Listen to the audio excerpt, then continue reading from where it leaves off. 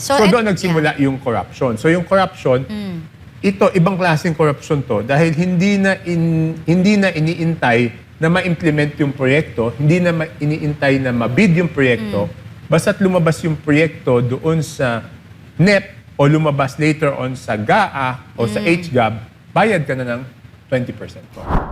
Wala nang ibang masisi itong mga kababayan. Una, itong si Auntie Claire ang sinisisi mga guro. Pangalawa, itong si Rene Kulot ang sinisisi Duterte. Di ba? Pangatlo mga kababayan, itong si John B. Cremulya na isang secretary ng DILG ang sinisisi ang larong Roblox. Di ba? Wala ko kasi silang ibang masisi. Kasi pangalawang beses na nangyari itong mass shooting sa mga paaralan. Ngayon mga kababayan, dahil ayaw nilang gumalaw, ayaw nilang ma-stress, di ba? Ayaw nilang bigyan ng pansin itong mga gantong senaryo, isisisi ko nila sa online games, which is sa Roblox. Pero bago lang, sa like, subscribe, malaking tulong na po yan sa ating channel sa mga gusto maging member ng ating community. Yung join button nandyan lang ho sa baba. Diba? Ngayon ho mga kababayan, ang sinisisi nila Roblox. Diba? Kasi ayaw ho nilang gumalaw, ayaw ho nilang bigyan ng pansin yung mga law, which is yung juvenile law nito si Kiko Pangilinan. 'Di ba? Kung ang ginawa nilang ng mga to ang pag-aayos doon sa batas para diyan sa mga bata na nagko-commit ng mga crime na ganito. Di sana walang ganito, 'di ba? Kung noon pa lang inayos na nila. 'Di ba? Pero ngayon anong ginagawa? Sisi doon. Tapos ngayon mga kabayan, online gaming ho nila. Online gaming ho ang sinisisi nitong si John B. Cremulya. Bakit? Kasi grade 9 student ho ang nag-commit ng crime. Siyempre dahil bata, Roblox na naman. Pero mga kababayan, meron hong rebat dito si ex-congressman na Kiko Barsaga. Wait lang. Anin natin yan? Yan, Roblox ang dahilan kung bakit may school.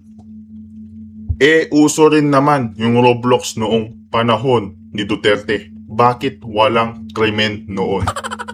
Diba? Bakit daw walang krimen noon nung panahon ni Tatay Digong, pero uso naman ang Roblox noon? Diba? Uso ang larong Roblox noong panahon ni Tatay Digong, pero wala akong nagko-commit na ganyan mga kababayan. Wala akong sunod-sunod na mass shooting, sunod-sunod na krimen sa ating Pilipinas. Ngayon sasabihin nyo, Duterte na naman ang may kasalanan. Ha? Duterte na naman ang may kasalanan.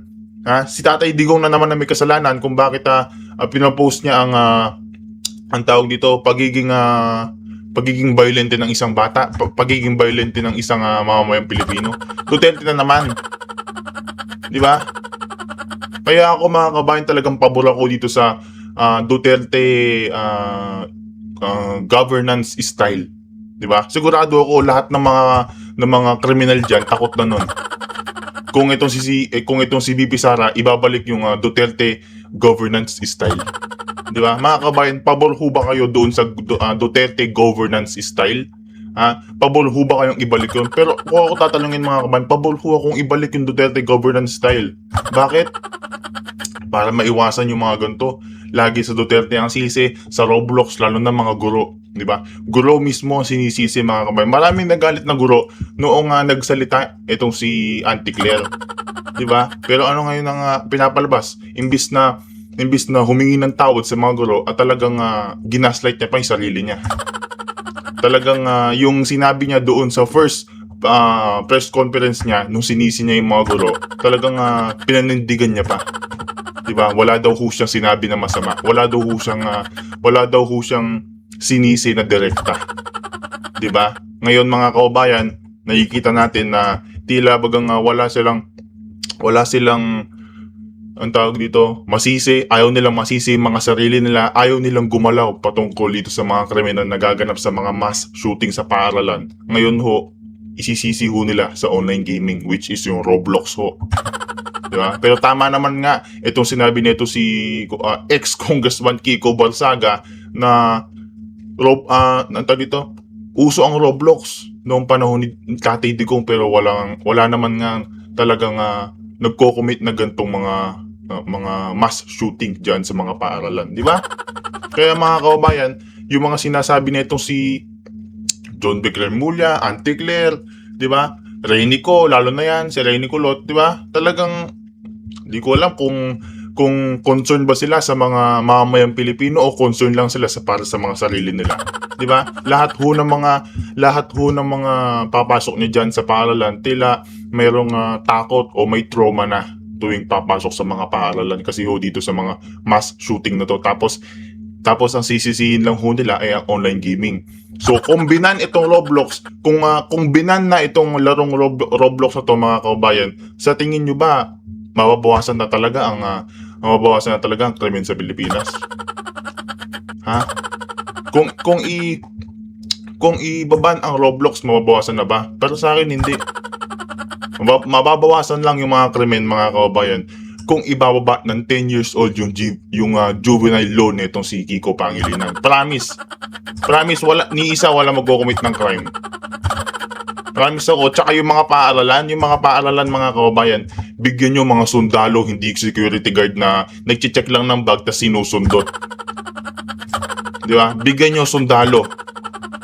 Di ba? 5 sundalo kada isang paaralan. Yung matigas na sundalo, yung matigas na sundalo. Di ba? Bigyan nyo na sundalo yung mga paaralan kahit tigli 5 lang. Tsaka aso nila. 'Di ba? Aso, Belgian Malinois. 'Di ba? Para maamoy nila kung meron nga ba silang dalang mga firearms. 'Di ba? Mga kabayan, lipat naman tayo dito kaya malaki ang butas ng ilong. Sino kaya 'to? 'Di ba?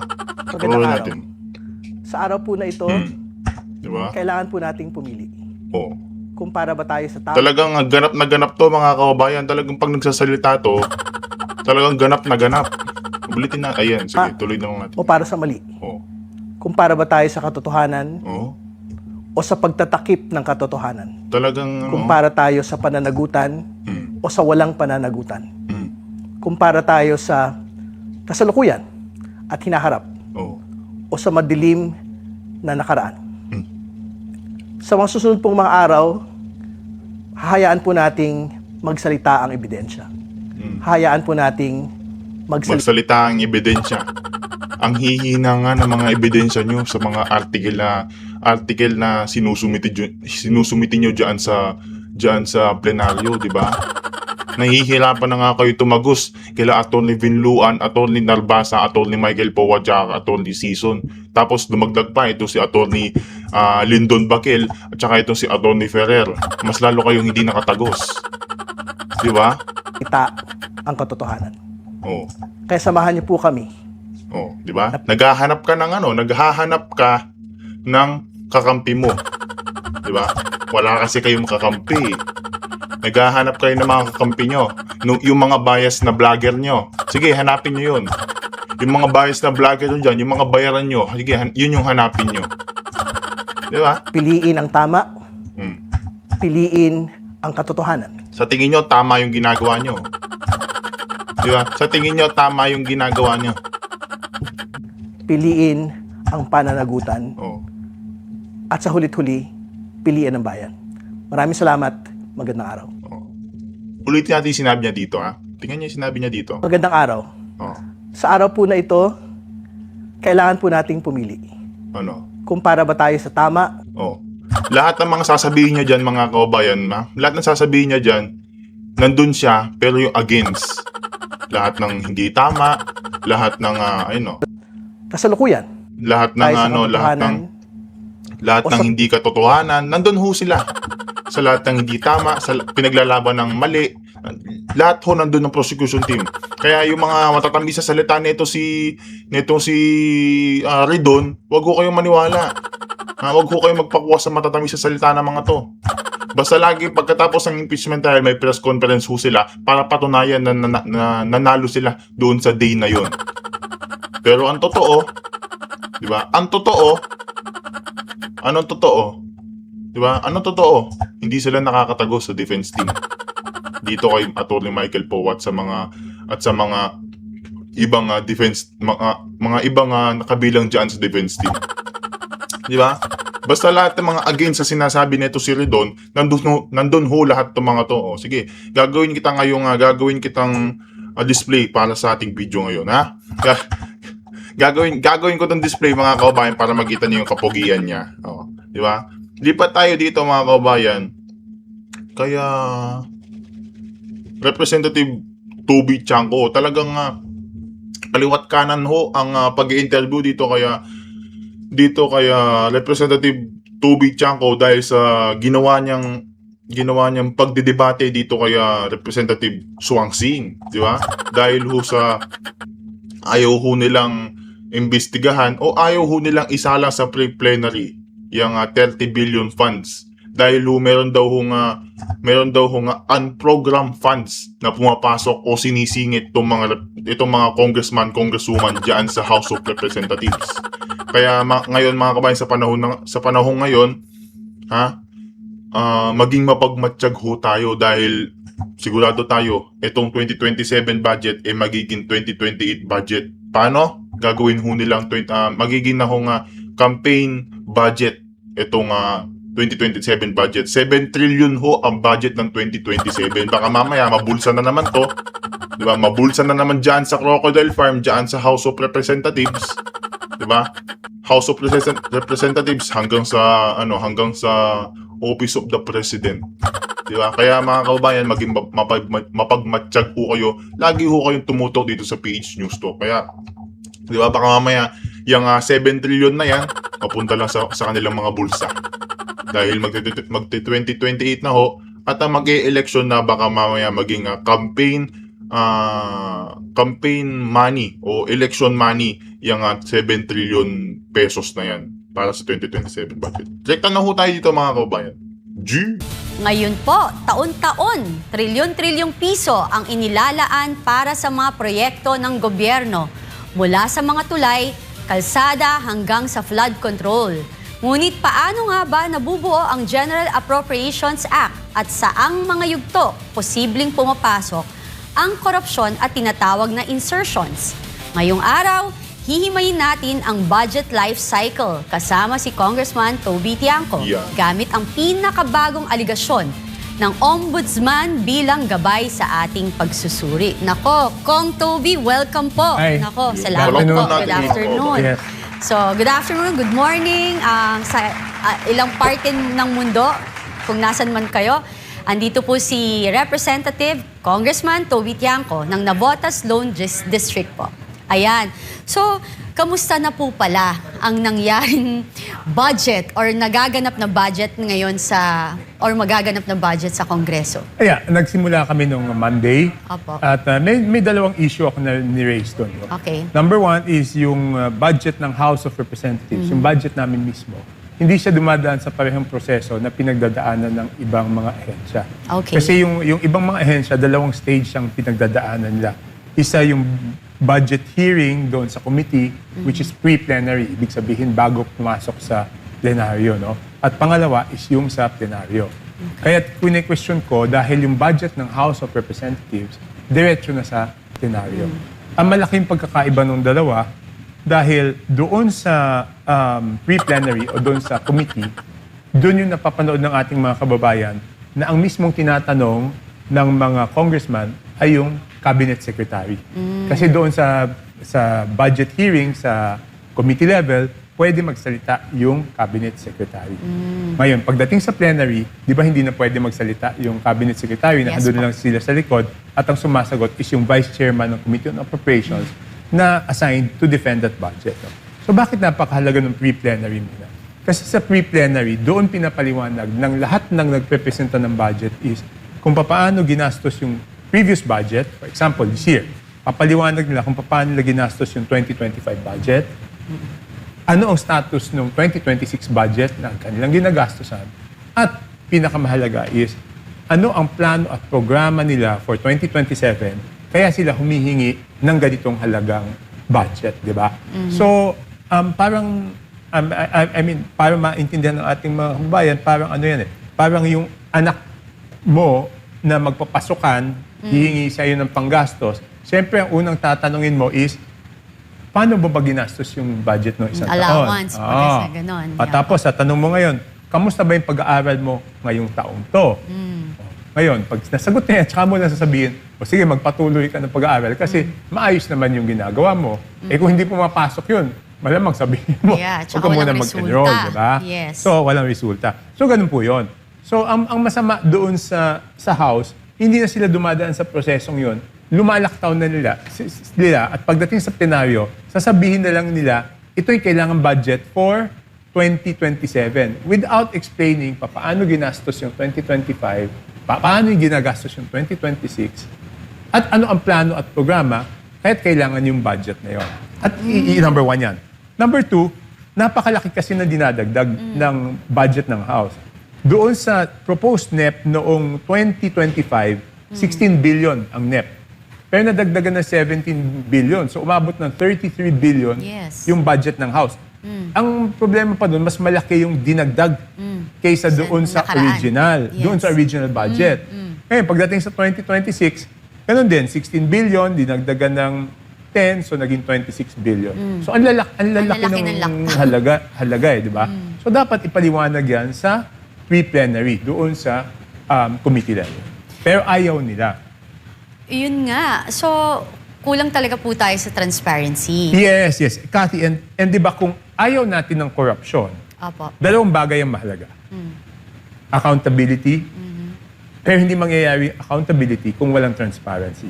So lahat ng bagay, kung lalabanan natin yung corruption, dapat magsimula sa transparency para we can hold these people accountable, tsaka natin malilimit o mahihinto yung corruption. Kaya lang, doon pala sa transparency, ayaw nila maging fully transparent doon sa budget mismo namin as House of Representatives.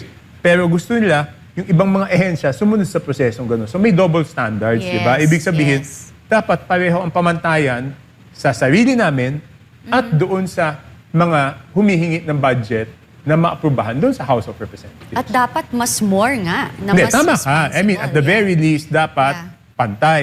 Pero since kami ang nag-a-approve, Yeah. para mas mataas yung moral authority mo, dapat walang double standards. Yes, tama naman po.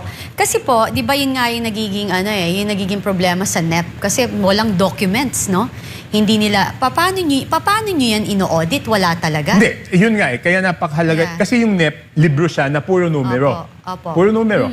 Walang explanation ng mga programa, proyekto. So kaya napakahalaga ng pre-plenary budget dahil magpipresenta Yun yung talaga magpipresent lahat.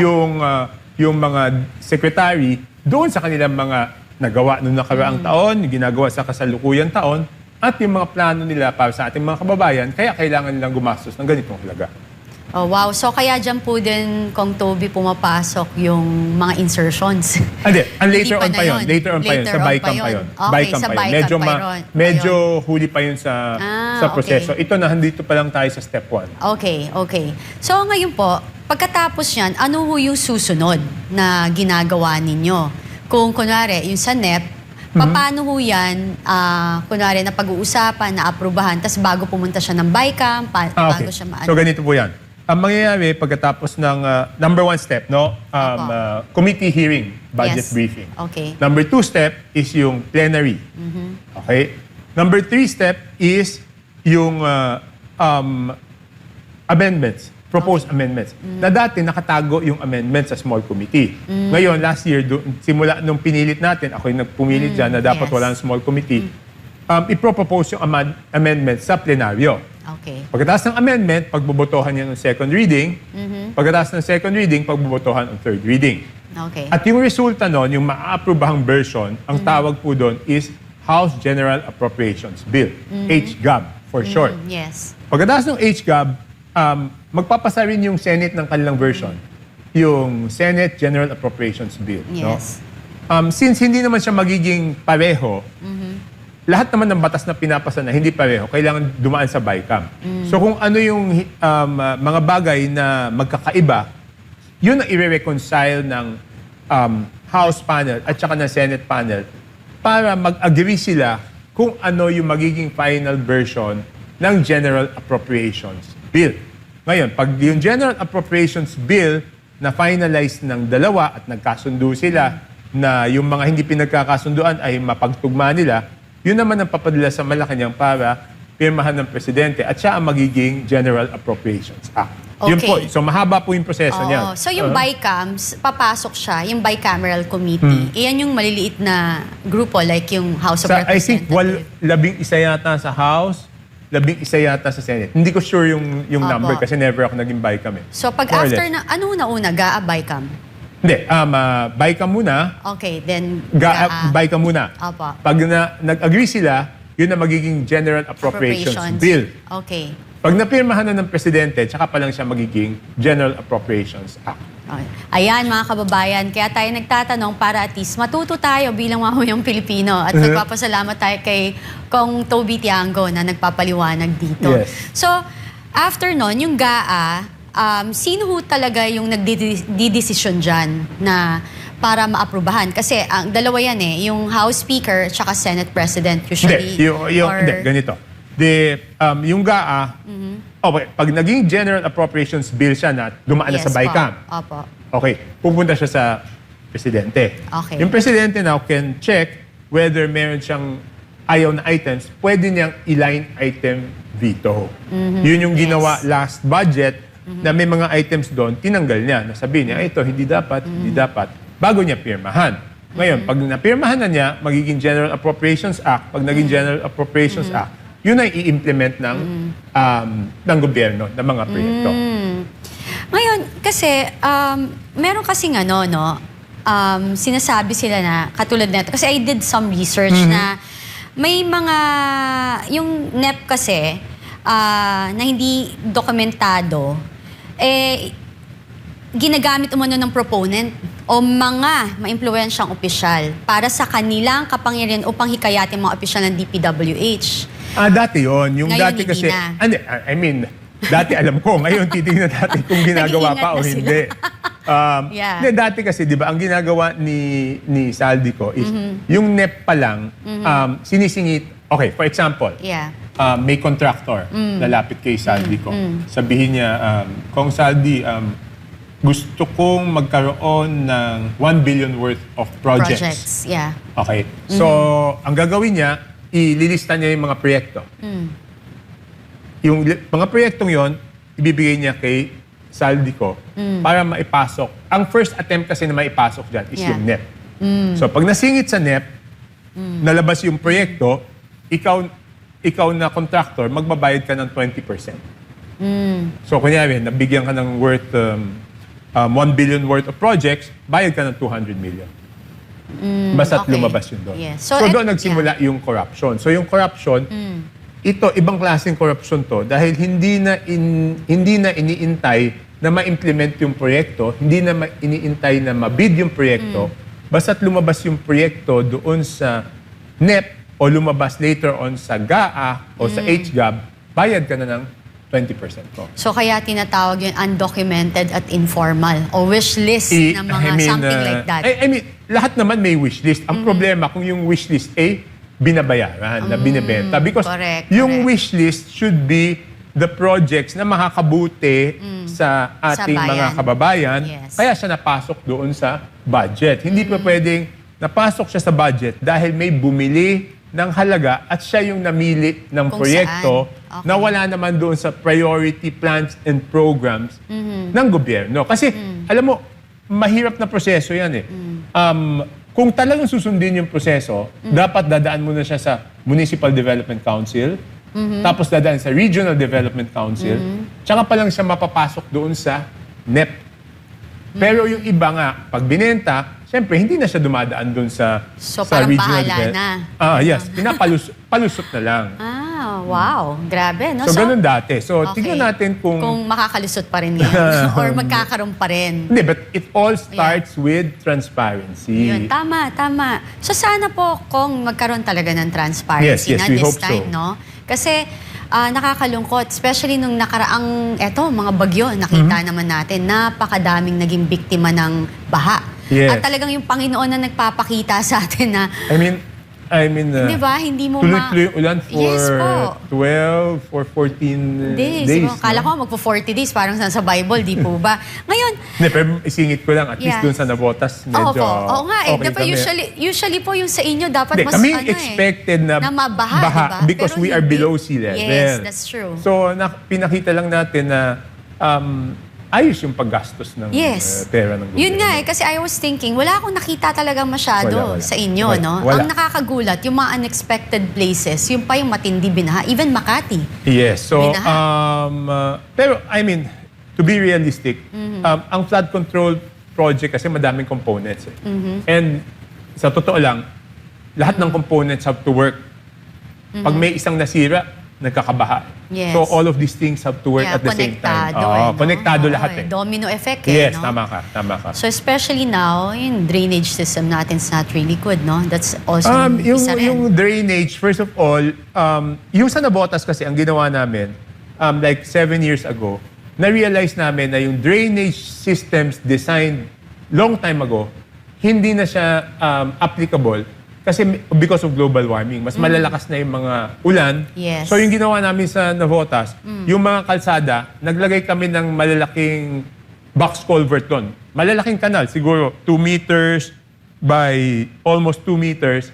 So instead na yung tubig nasa ibabaw ng kalsada, doon siya nakatago sa ilalim ng kalsada habang hinihigop siya ng pumping station para matapon doon sa Yeah, ilog. parang sa ibang bansa. ganun Yes, di ba sila eh. sinasabi nila dapat magkaroon ng rain catchment area. Pero wala kaming open space. Oo. So wala kaming park na paglalagyan ng, Wala na. ng Wala ng lugar. catchment area sa Oo. sa ilalim. So ang ginawa namin, yung mismong mga kalsada, yun yung catchment area namin. Oh, how nice.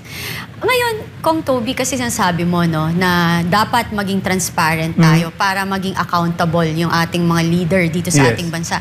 Ano ho yung idea or suggestion nyo para magawa to? Meron Hindi, ho ba talaga- para yung pagiging transparent, para yung maging bukas ang komunikasyon ng bawat ahensya?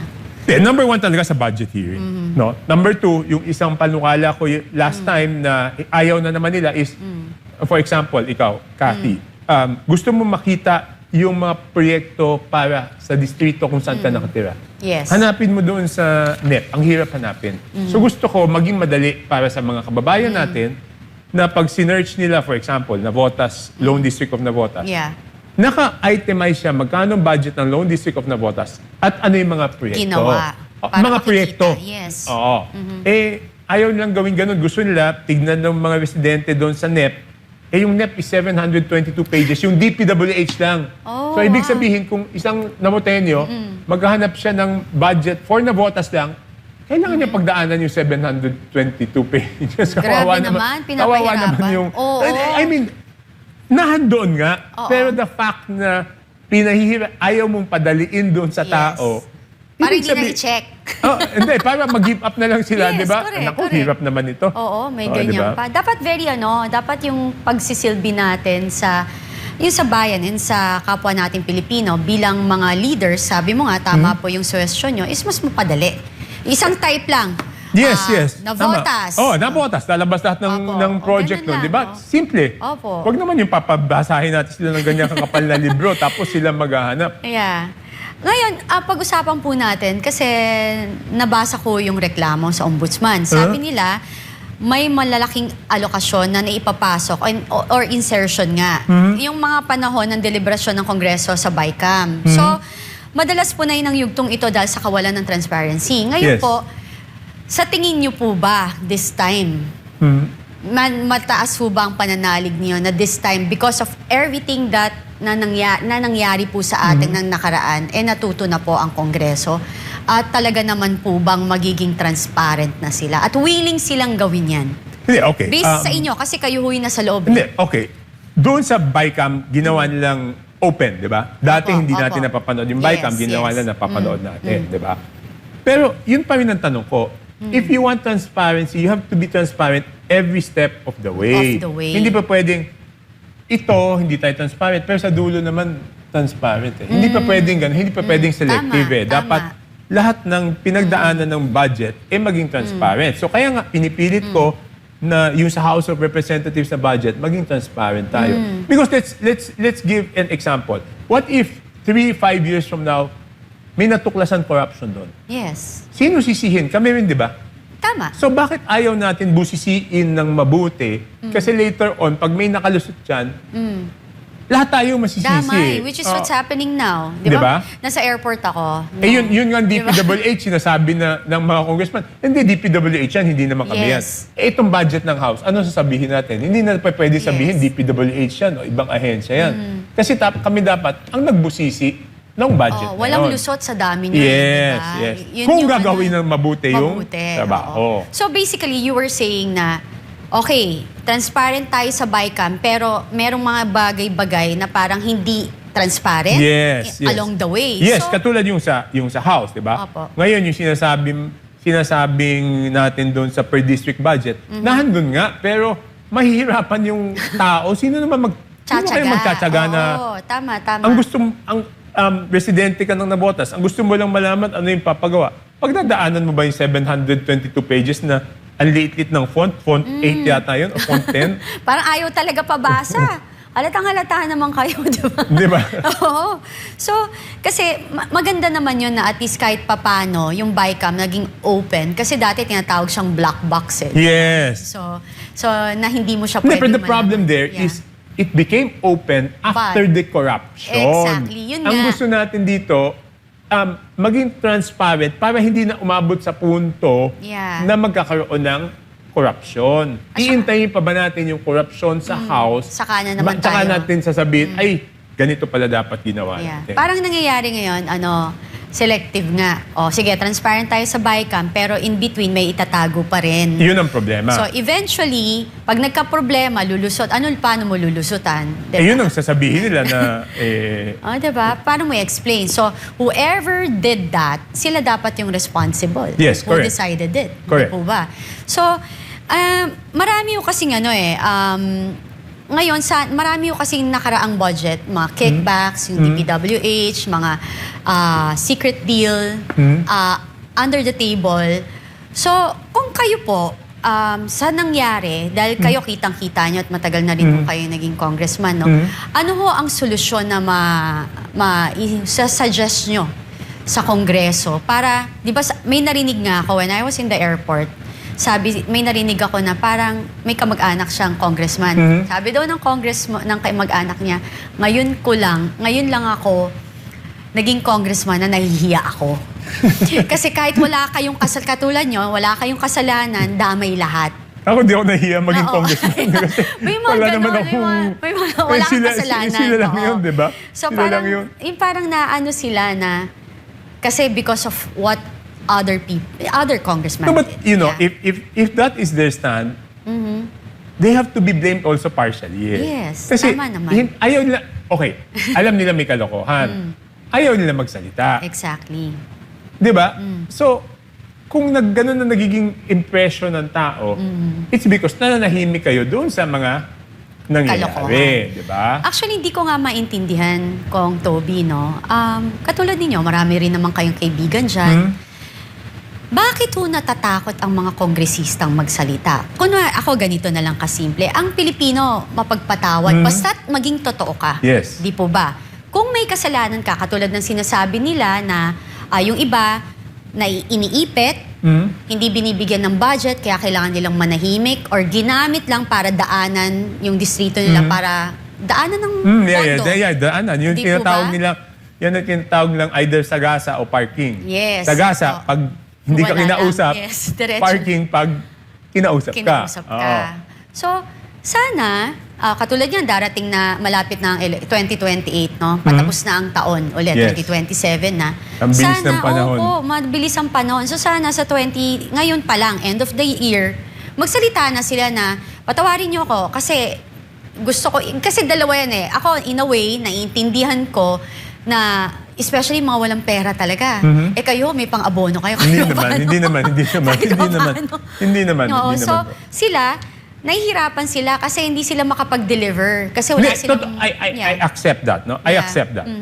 I accept the political reality na kasi yun ang problema eh.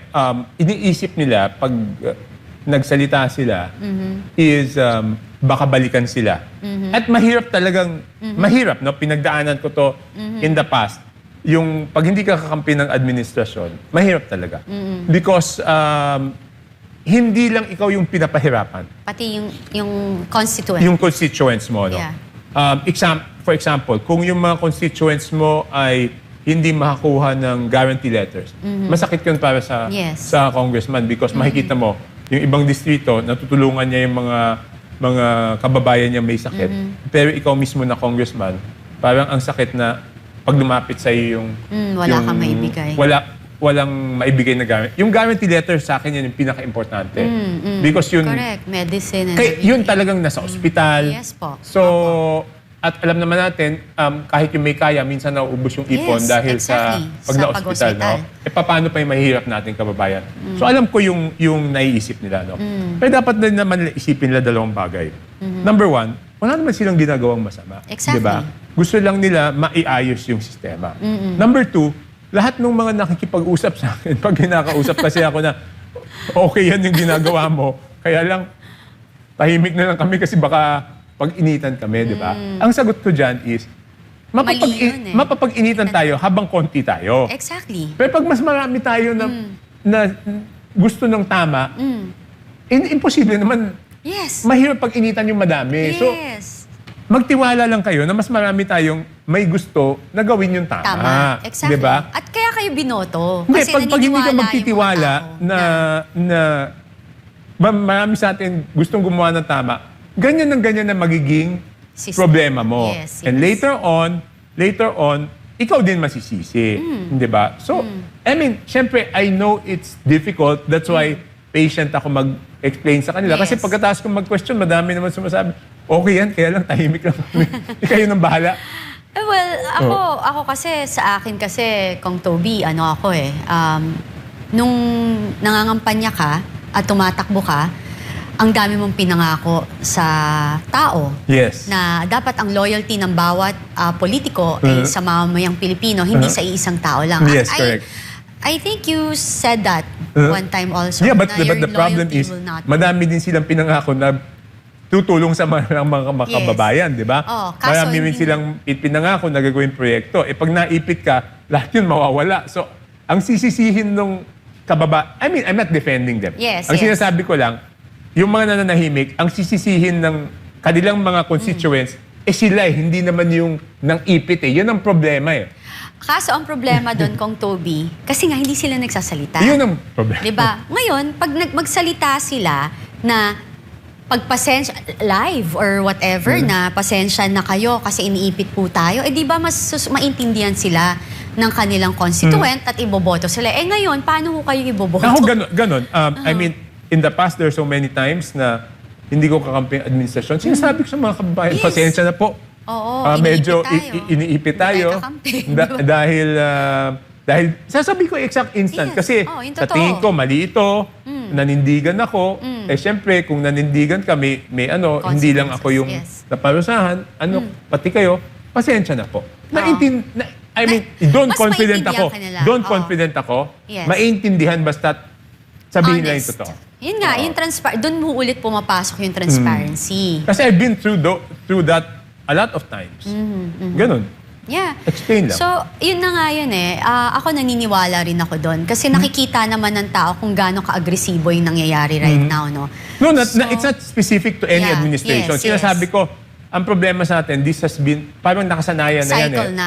Cycle Yeah. na yan. Pag hindi ka kakampi ng administrasyon, medyo, siyempre, mahirap talaga humingi ng extra. Mas konti yung madadala mo sa distrito. Actually, unfair yan Kasi you are, binoto kayo.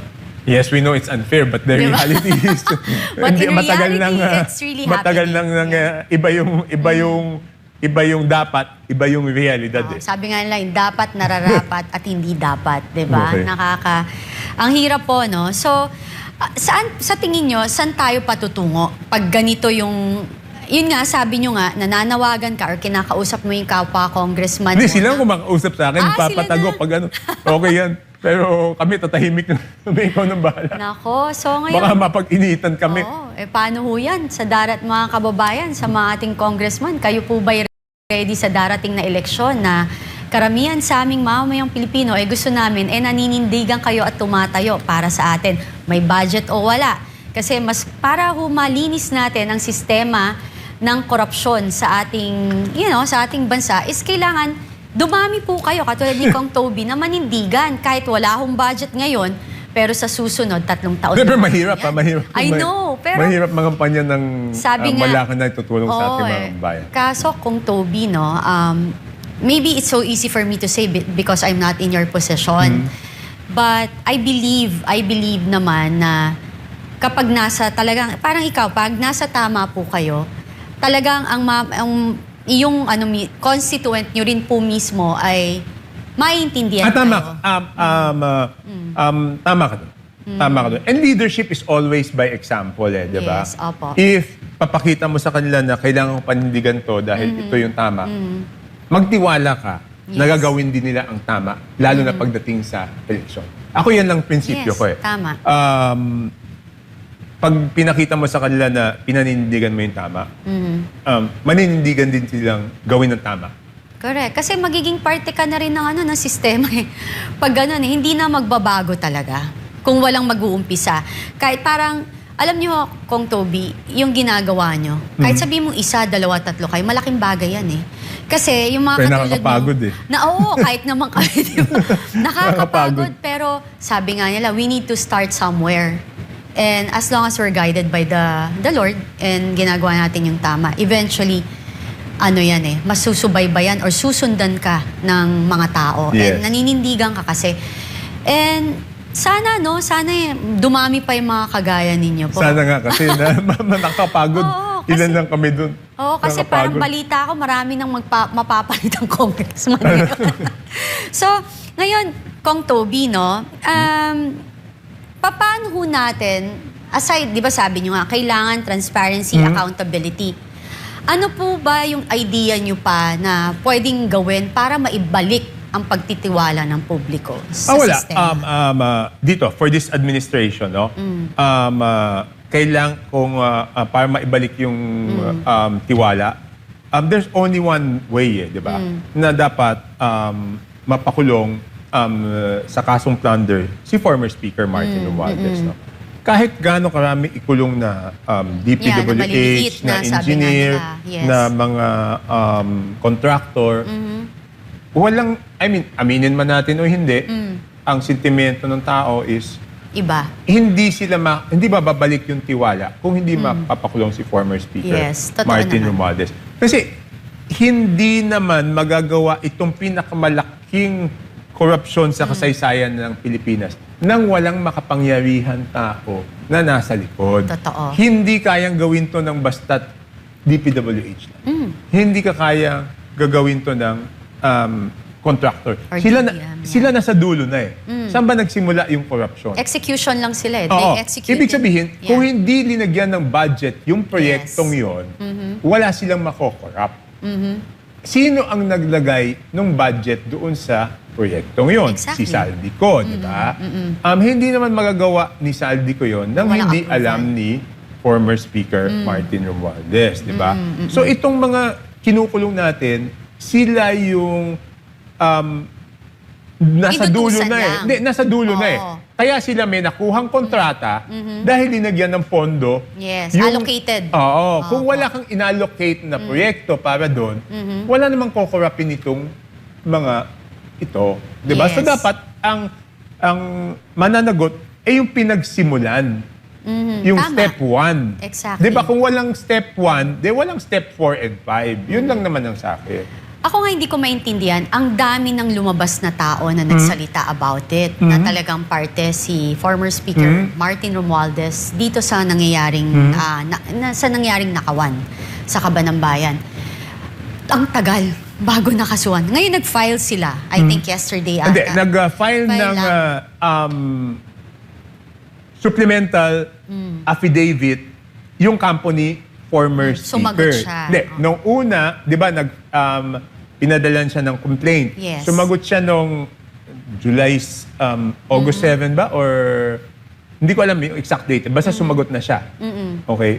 And then, ngayon, nag-file siya ng supplemental affidavit. Supposedly, ina-attach yung kay Gotesa at saka yung doon sa ibang mga bodyguards and drivers ni Saldico Okay. na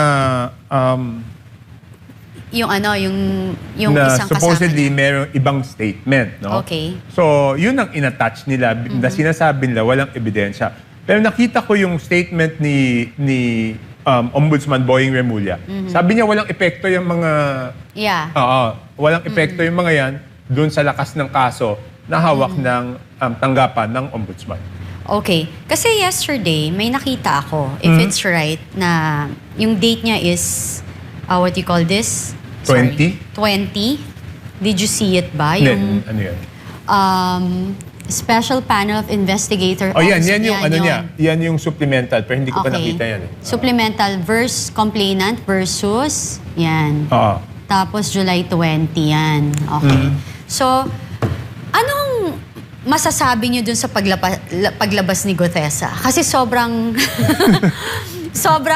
sobrang timing lahat. Yung kanina nga na pag-uusapan natin, na paano mo naman bigla mong babanatan yung mga tao na nakakulong na hindi Paano sasagot yung nakakulong, Yes. di ba?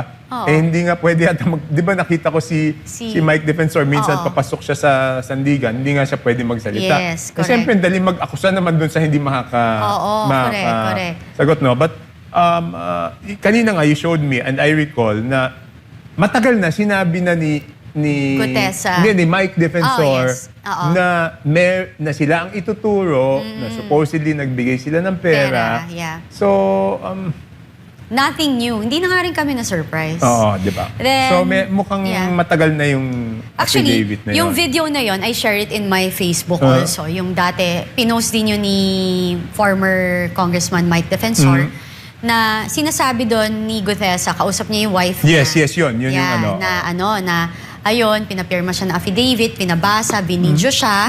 Tapos yun, sinabi sa kanya na idiin daw si Marcoleta, tsaka si Defensor, na binigyan siya ng pera and everything. Same Doon sa sa affidavit. niya, pati yung video niya. So, ako lang naman, ang feeling ko, may nag-post din na isa sa Marine retired men in uniform na kasamahan niya, na sinabi na, yung video na nyo, I even shared that post also, is November 2025 pa yan ginawa. Maawa naman kayo dun sa tao. Hindi, tsaka yung nakita ko yung post ni Attorney Baligon, Yes. na pinakita niya na doon sa isang delivery kasama si Gutesa. Correct. So hindi na, sa akin simple lang to eh.